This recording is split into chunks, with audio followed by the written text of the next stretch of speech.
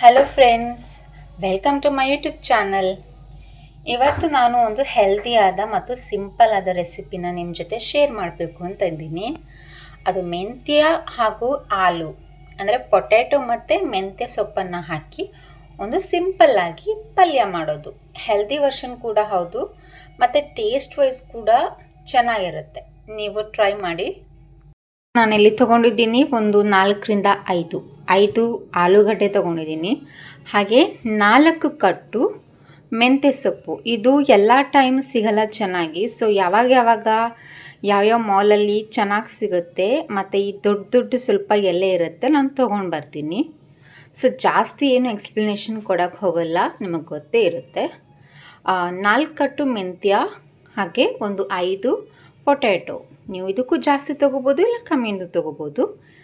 ಫಸ್ಟಿಗೆ ನಾನು ಇದನ್ನು ಕ್ಲೀನ್ ಮಾಡ್ಕೊಂಡು ಬರ್ತೀನಿ. ಓಕೆ, ಇದನ್ನು ಬಿಡಿಸ್ಬೇಕು. ಹಾಗೆ ಇದನ್ನು ಬಿಡಿಸಿ ಕ್ಲೀನ್ ಮಾಡಿ. ಇದರಲ್ಲಿ ತುಂಬ ಮಣ್ಣಿದೆ, ಸೊ ನೀಟಾಗಿ ಎಲ್ಲ ಬಿಡಿಸ್ಬಿಟ್ಟು ತೊಳೆದಿಟ್ಕೋಬೇಕು. ಹಾಗೆ ಇದನ್ನು ಕಟ್ ಮಾಡ್ಕೊಂಡು ಬರ್ತೀನಿ.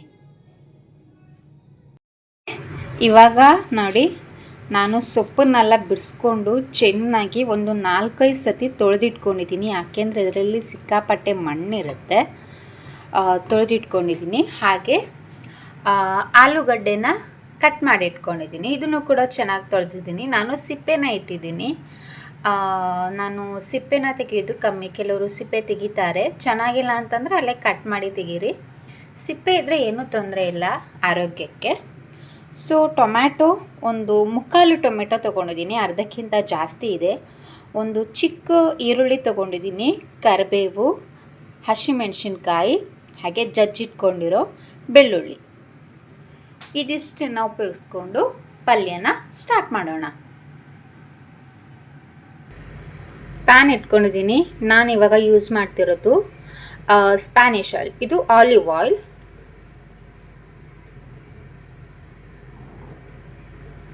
ಎಷ್ಟು ಬೇಕು ಅಷ್ಟು ಹಾಕ್ಕೊಳ್ಳಿ.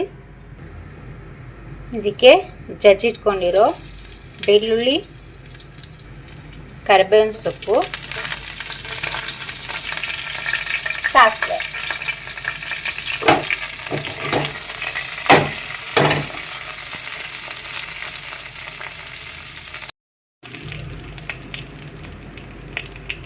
ಇವಾಗ ಈರುಳ್ಳಿ ಹಾಕ್ತಿದ್ದೀನಿ.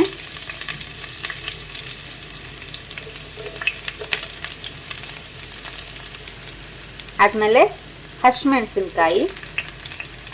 ಹಸಿಮೆಣಸಿನ್ಕಾಯಿನ ಎಣ್ಣೆಯಲ್ಲಿ ಹಾಕಿದ್ರೆ ಗ್ಯಾಸ್ಟ್ರಿಕ್ ಆಗಲ್ಲ ಅಂತಾರೆ.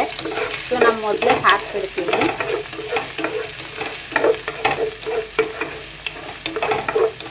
ಆನಿಯನ್ ಸ್ವಲ್ಪ ಚೆನ್ನಾಗಿ ಫ್ರೈ ಮಾಡ್ಕೋಬೇಕು.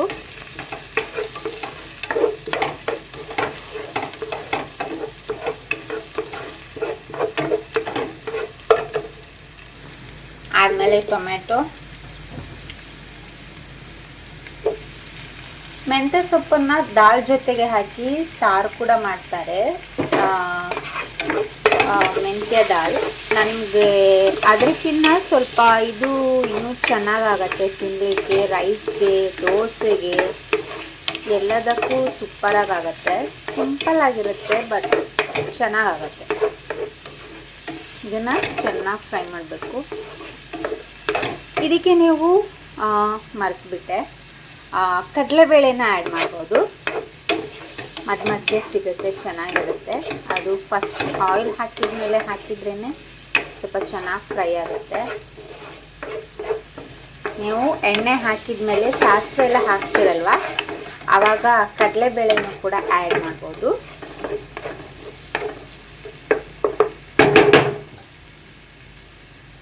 ಇದಕ್ಕೆ ಸ್ವಲ್ಪ ಜಿಂಜರ್ ಗಾರ್ಲಿಕ್ ಪೇಸ್ಟ್ ಆಪ್ಷನಲ್, ಬೇಕಿದ್ರೆ ಹಾಕ್ಕೊಳ್ಳಿ, ಕೂಡ ಮಾಡ್ಬೋದು. ಬಟ್ ಸ್ಮೆಲ್ಗೆ ಅಂತ ಹಾಕೋದು ಅಷ್ಟೇ. ನಾನು ಮನೆಯಲ್ಲೇ ಮಾಡಿಟ್ಕೊಂಡಿರ್ತೀನಿ ಜಿಂಜರ್ ಗಾರ್ಲಿಕ್ ಪೇಸ್ಟನ್ನ. ಒಂದು ಡಬ್ಬಿಗೆ ಹಾಕ್ಕೊಳ್ತೀನಿ. ಇವಾಗ ಆಲೂಗಡ್ಡೆ ಹಾಕೋಣ. ಇವಾಗ ಕಟ್ ಮಾಡಿ ತೊಳೆದು ಇಟ್ಕೊಂಡಿರೋ ಆಲೂಗಡ್ಡೆನ ಹಾಕ್ತಾ ಇದ್ದೀನಿ.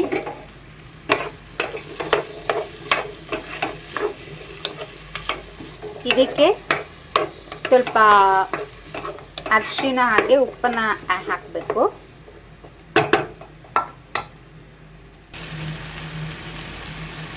ಸ್ವಲ್ಪ ಚಿಟಿಕೆ ಅರಿಶಿಣ, ಉಪ್ಪು.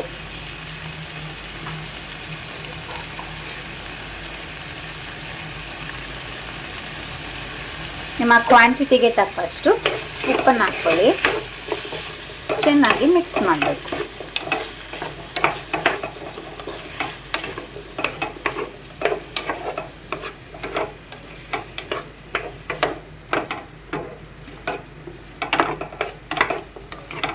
ಆದಮೇಲೆ ಇದನ್ನು ಹೀಗೆ ಲೋ ಫ್ಲೇಮ್ನಲ್ಲಿ ಇದನ್ನು ಬೇಯೋದಕ್ಕೆ ಬಿಡಬೇಕು. ಓಕೆ, ಇದಿವಾಗ ಸ್ವಲ್ಪ ಬೆಂದಿದೆ. ಪೂರ್ತಿಯಾಗಿ ಬೇಯೋದು ಬೇಡ, ಯಾಕಂದರೆ ನಾವು ಸೊಪ್ಪು ಹಾಕಿ ಇನ್ನೂ ಸ್ವಲ್ಪ ಹೊತ್ತು ಬಾಡಿಸ್ಬೇಕಲ್ವ. ಸೊ ಇಷ್ಟು ಬೆಂದಿದ್ರೆ ಸಾಕು.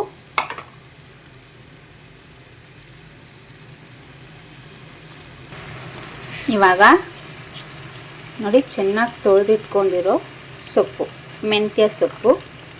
ಇದನ್ನು ನಾನೇನು ಚಾಪ್ ಮಾಡೋಕ್ಕೆ ಹೋಗಿಲ್ಲ, ಅಂದರೆ ಕಟ್ ಮಾಡೋಕ್ಕೆ ಹೋಗಿಲ್ಲ. ಇದು ಚಿಕ್ಕ ಚಿಕ್ಕದಾಗೇ ಇದೆ. ಸೊ ಇನ್ನೂ ಕಟ್ ಮಾಡೋ ಅವಶ್ಯಕತೆ ಇಲ್ಲ. ಹಾಗೆ ಹಾಕಿದರೆ ಸಾಕು. ಅದು ತುಂಬ ಬಾಡಿಬಿಡುತ್ತೆ ಅಲ್ವಾ, ಆವಾಗ ಕರೆಕ್ಟಾಗಿ ಆಗುತ್ತೆ.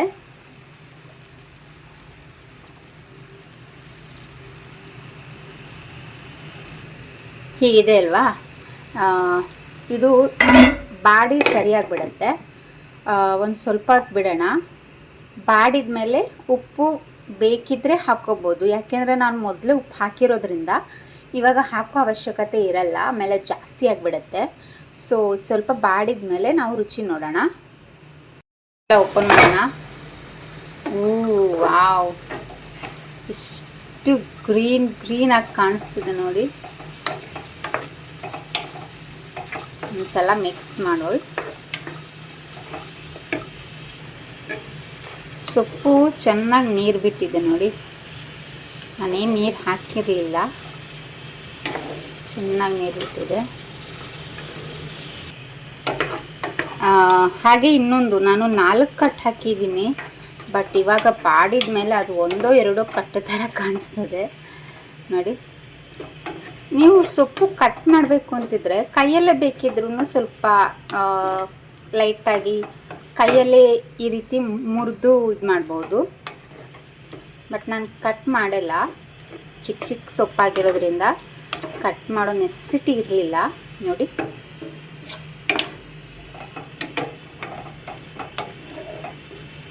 ಎಷ್ಟು ಚೆನ್ನಾಗಿ ಕಾಣಿಸ್ತಿದೆ ಅಲ್ವಾ. ಇನ್ನೂ ಸ್ವಲ್ಪ ಡ್ರೈ ಆಗಬೇಕು ಇದು. ಸೊ ಉಪ್ಪು ನೋಡ್ತೀನಿ ಟೇಸ್ಟ್ಗೆ. ಉಪ್ಪು ಕರೆಕ್ಟಾಗಿದೆ. ಬಟ್ 2 ಹಸಿಮೆಣಸಿನ್ಕಾಯಿ ಹಾಕಿದ್ದೆ, ಖಾರ ಇನ್ನೂ ಕಮ್ಮಿ ಆಗಿದೆ.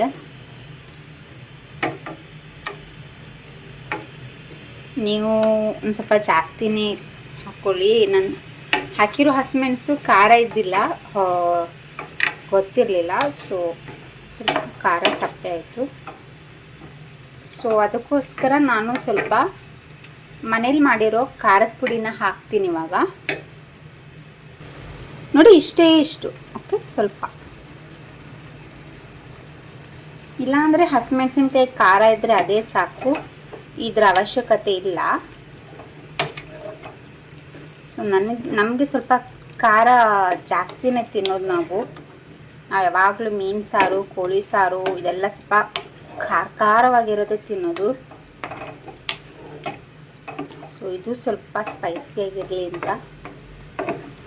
ಇದಕ್ಕೆ ನಾನು ಬೇರೆ ಏನೂ ಮಸಾಲ ಹಾಕಿಲ್ಲ.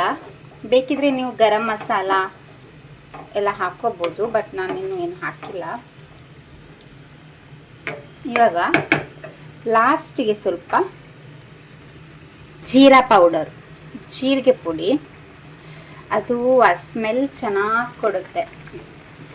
ಸೊ ನಾನು ಜೀರಿಗೆ ಪುಡಿ, ಕೊತ್ತಂಬರಿ ಪುಡಿ ಎಲ್ಲ ಮಾಡಿಟ್ಟಿದ್ದೀನಿ, ಎಮರ್ಜೆನ್ಸಿಗೆ ಬೇಕಲ್ವಾ.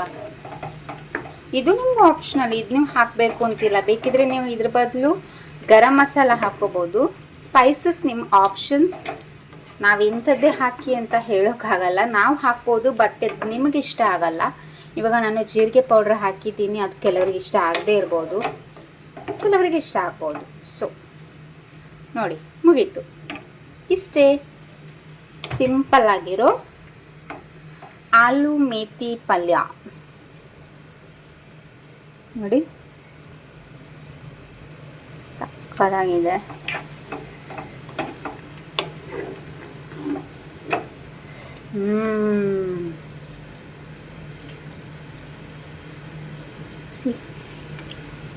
ಇಷ್ಟೇ, ಇನ್ನೇನೂ ಇಲ್ಲ.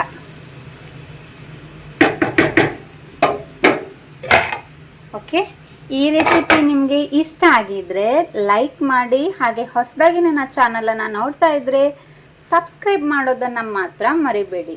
ಓಕೆ, ಬಾಯ್. ಮತ್ತೆ ನೆಕ್ಸ್ಟ್ ವಿಡಿಯೋದಲ್ಲಿ ಆದಷ್ಟು ಬೇಗ ಸಿಗ್ತೀನಿ. ಅಲ್ಲಿ ತನಕ ನನ್ನ ಮಿಸ್ ಮಾಡ್ಕೋತಾ ಇರಿ.